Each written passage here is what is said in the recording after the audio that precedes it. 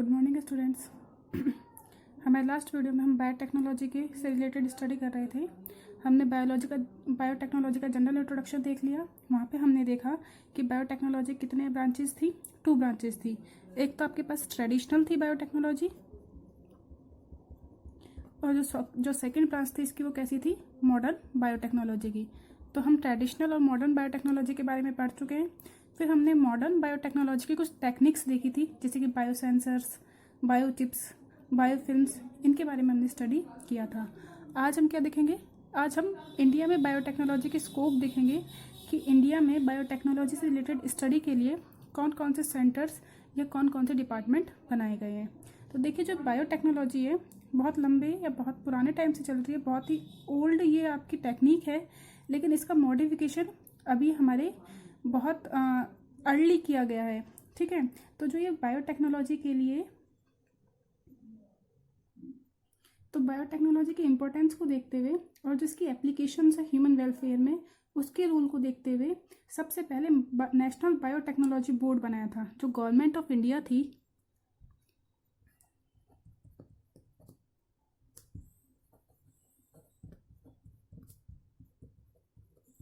तो सबसे पहले गवर्नमेंट ऑफ इंडिया ने क्या बनाया, आपके नेशनल बायोटेक्नोलॉजी बोर्ड।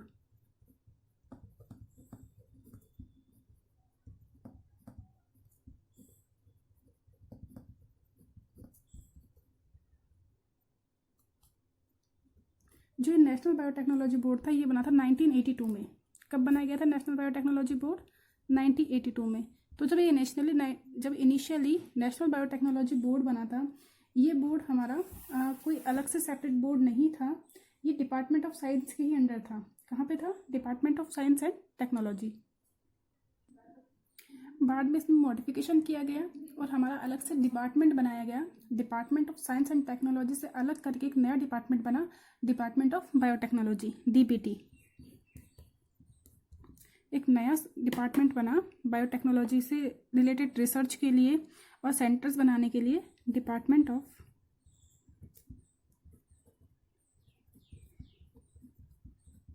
बायोटेक्नोलॉजी। और इस डिपार्टमेंट को डिपार्टमेंट ऑफ साइंस से क्या कर दिया गया, अलग कर दिया गया, सेपरेट कर दिया। कब किया गया ये काम? 1986 में। कब बनाया गया डिपार्टमेंट ऑफ बायोटेक्नोलॉजी? 1986 में। क्या किया, इंडियन गवर्नमेंट ने नेशनल बायोटेक्नोलॉजी बोर्ड था, जो कि साइंस के डिपार्टमेंट ऑफ साइंस के अंडर आ रहा था, इसको सेपरेट करके क्या बना दिया, डिपार्टमेंट ऑफ बायोटेक्नोलॉजी। अभी जो डिपार्टमेंट ऑफ बायोटेक्नोलॉजी है, ये नेशनली और इंटरनेशनल जो इंस्टीट्यूट है उनके साथ कोलैबोरेशन करता है, और साथ ही साथ क्या करता है, आपके नए नए सेंटर्स जो इंडिया में बायोटेक्नोलॉजी से रिलेटेड है उनके एस्टेब्लिश करने का काम करता है। तो हम कुछ सेंटर्स के बारे में देखेंगे जो बायोटेक्नोलॉजी से रिलेटेड है इंडिया में। कभी कभी इनके ऊपर सिंगल मार्क का क्वेश्चन पूछ लिया जाता है कि इनकी फुल फॉर्म बताइए या कहाँ पे ये जो इंस्टीट्यूट है सिचुएटेड है। तो इसके ऊपर कभी कभी आपका 1 नंबर से रिलेटेड क्वेश्चन आ जाता है। तो देखते हैं हम कौन कौन से सेंटर्स हैं इंडिया में। तो जो सबसे पहला सेंटर है इसमें, वो सेंटर है आपका IISc बेंगलुरु। जो फर्स्ट सेंटर है वो कौन सा है? IISc बेंगलुरु।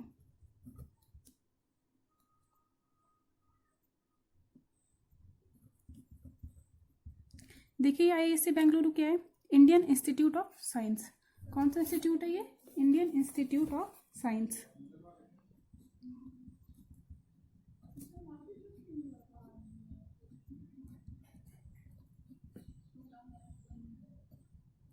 ये जो इंडियन इंस्टीट्यूट ऑफ साइंस है, यहाँ पे जेनेटिक इंजीनियरिंग से रिलेटेड काम होता है। किससे रिलेटेड काम होगा?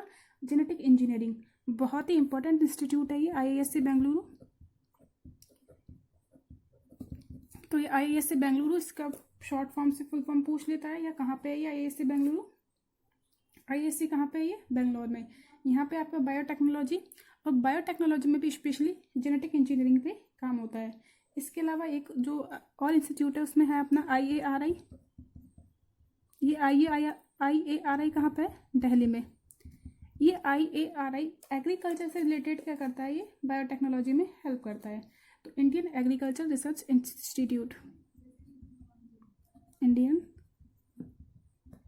एग्रीकल्चर रिसर्च इंस्टीट्यूट कहाँ पे है ये? न्यू दिल्ली में है। कहाँ पे है? न्यू दिल्ली में।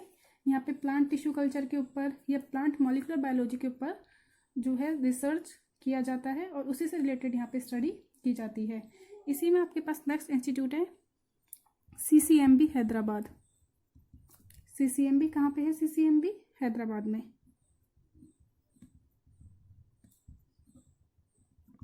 देखिए CCMB हैदराबाद में क्या होता है? CCMB हैदराबाद में मॉलिक्यूलर बायोलॉजी पर रिसर्च होती है, मॉलिक्यूल्स लेवल पे। DNA RNA से रिलेटेड होता है मॉलिक्यूल्स लेवल, और DNA और RNA में हम इसमें क्या किया जाता है? रीअरेंजमेंट किया जाता है, रिकॉम्बिनेशन किया जाता है, और रिकॉम्बिनेशन करके काइमेरिक DNA या रिकॉम्बिनेंट DNA का फॉर्मेशन यहाँ पे किया जाता है, जिस रिकॉम्बिनेंट DNA के बारे में हम आगे आने वाले चैप्टर्स में स्टडी करेंगे कि क्या होता है रिकॉम्बिनेंट DNA। तो देखिए CCMB की फुल फॉर्म क्या है? Centre for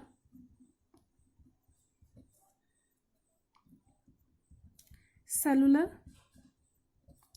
and molecular biology.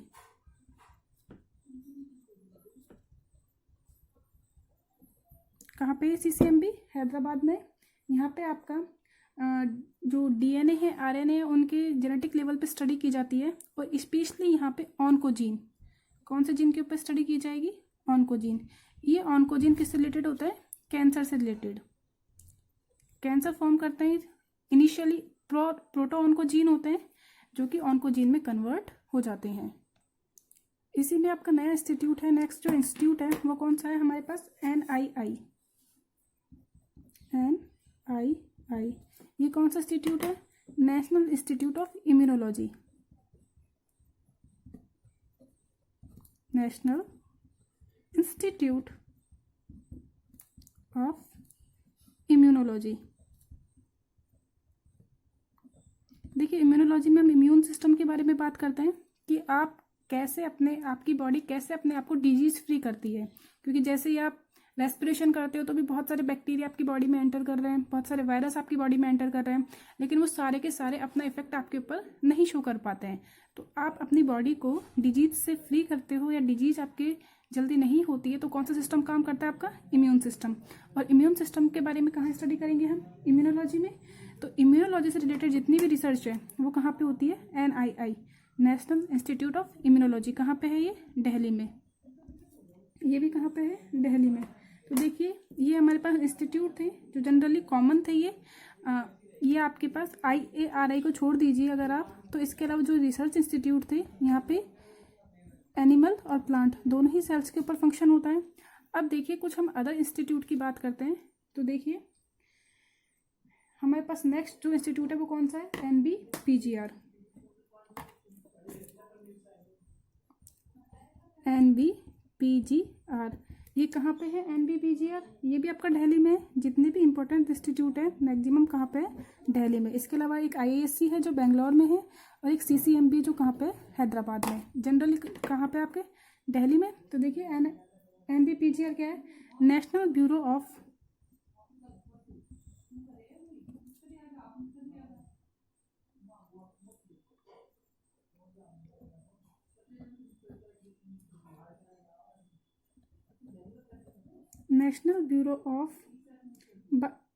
Plant genetic resources. Plant genetic resources कहाँ पे है? ये दिल्ली में। यहाँ पे क्या किया जाता है? जेनेटिक मटेरियल को प्रिजर्व किया जाता है ताकि क्या बनाया जा सके? क्लोन बनाने के लिए क्या किया जाता है? जेनेटिक मटेरियल को, या जो भी जेनेटिक मटेरियल है DNA है RNA से क्या किया जाता है? प्रिजर्व किया जाता है। आप कह सकते हैं कि एक तरीके से जीन बैंक के जैसे काम करता है। ये किसके जैसे काम करेगा? Gene bank.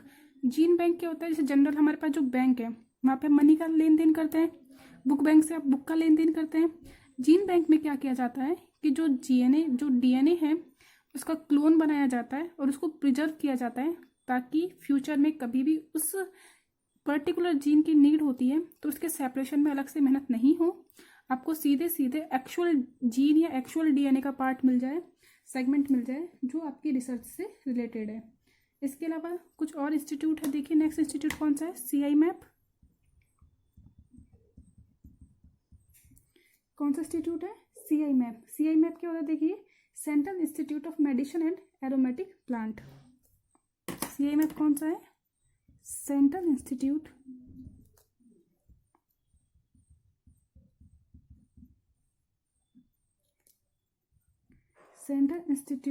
ऑफ मेडिसिनल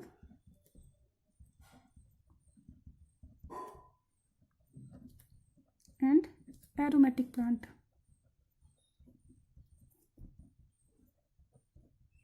कहाँ पे है ये इंस्टीट्यूट आपका? लखनऊ में। कहाँ पे है ये इंस्टीट्यूट? लखनऊ में।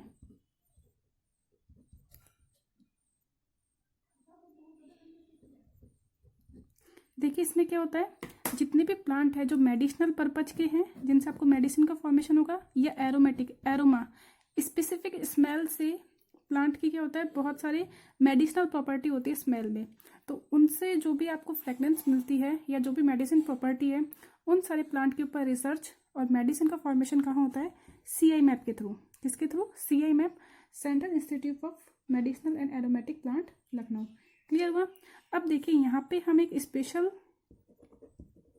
ऑर्गेनाइजेशन के, स्पेशल आपके बायोटेक्नोलॉजी सेंटर की बात करेंगे, जो कि आपका एक इंटरनेशनल सेंटर है। कौन सा सेंटर है वो देखिए, ICGEB।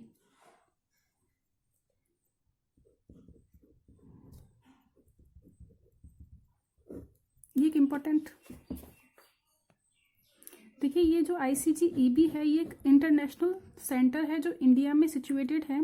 तो इंडियन गवर्नमेंट और साथ ही साथ आपके इंटरनेशनल जो गवर्नमेंट है, जिसमें आपके पास यूनाइटेड नेशन की जो गवर्नमेंट है, दोनों ने साथ साथ कोलैबोरेट करके एक सेंटर बनाया है, ICGEB। क्या है ये ICGEB? देखिए, इंटरनेशनल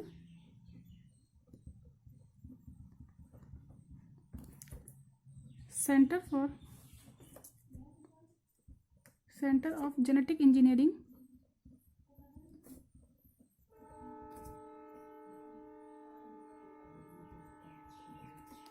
एंड बायोटेक्नोलॉजी।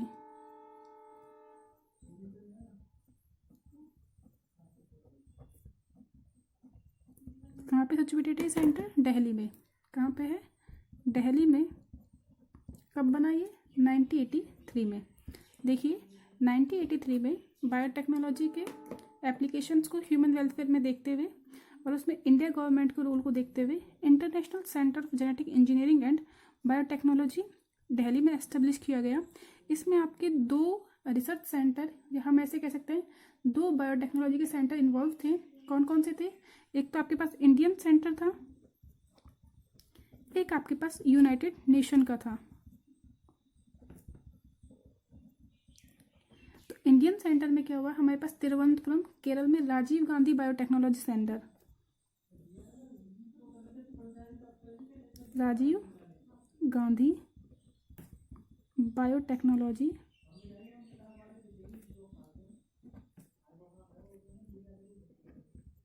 कहाँ पे है ये? केरला में।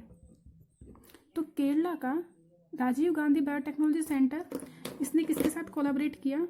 इसने कोलैबोरेट किया यूनाइटेड नेशन के एक सेंटर से, जिसे बोला जाता है यूनिडो। किसके साथ कोलैबोरेट किया इंडियन सेंटर ने? यूनाइटेड नेशन का कौन सा सेंटर था? यूनिडो। इस यूनिडो के साथ इसने कोलैबोरेट किया और दोनों ने मिलकर क्या बना दिया? International centre for genetic Engineering and biotechnology. तो देखिए यूनिडो क्या है? यूनिडो है आपका यूनाइटेड नेशन का एक आपका ऑर्गेनाइजेशन है। तो फुल फॉर्म क्या होगी इसकी? यूनाइटेड नेशंस इंडस्ट्रियल डेवलपमेंट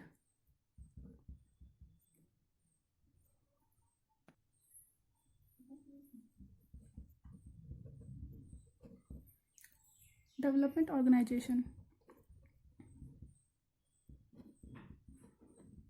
तो देखिए ICGEB थोड़ा इंपॉर्टेंट है। ICGEB किसके अंडर बनाया गया? आपके इंडियन गवर्नमेंट के अंदर और यूनाइटेड नेशन की गवर्नमेंट से के अंडर। तो क्या हुआ इसमें? आपके पास International Centre of Genetic Engineering and Biotechnology ICGEB कहाँ पे है? ये दिल्ली में। कब सिचुएटेड हुआ ये? 1983 में। किस किस के अंडर? एक तो राजीव गांधी बायोटेक्नोलॉजी सेंटर, कहाँ पे? केरला में। साथ ही साथ UNIDO, United Nation Industrial Development Organization. Clear हुआ? तो ये यूनिडो और राजीव गांधी बायोटेक्नोलॉजी सेंटर दोनों ने कोलैबोरेट किया, एक साथ काम किया और इंटरनेशनल एक सेंटर बनाया गया। कहाँ पे? आपके न्यू दिल्ली में। तो यह जो सेंटर है ये बायोटेक्नोलॉजी के एरिया में बहुत ही अच्छा है रिसर्च में, और यहाँ पे आपके बायोटेक्नोलॉजी से रिलेटेड या प्लांट कल्चर कह लीजिए आप, plant culture, genetic engineering, recombinant DNA, gene bank, ये सारे काम यहाँ पे किए जाते हैं। तो आज हमने इंडिया में सेंटर्स के बारे में देखा जो बायोटेक्नोलॉजी के फील्ड में काम करता है। क्लियर है? नेक्स्ट वीडियो में हम बायोटेक्नोलॉजी से रिलेटेड कुछ इम्पोर्टेंट स्कोप और इसके इफेक्ट देखेंगे बायोटेक्नोलॉजी के। इन्हीं के साथ साथ इंडिया में सेंटर्स के साथ साथ कुछ बायोटेक्नोलॉजी से रिलेटेड क्या खोले गए हैं, पार्क। इंडिया में बायोटेक्नोलॉजी सेंटर के साथ साथ बायोटेक्नोलॉजी के पार्क भी खोले गए हैं।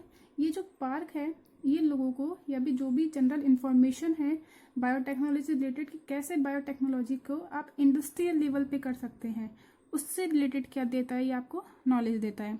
तो आज के लिए इतना ही। तो जो रेस्ट है वो हम कहाँ पढ़ेंगे भाई, नेक्स्ट वीडियो में। Thank you.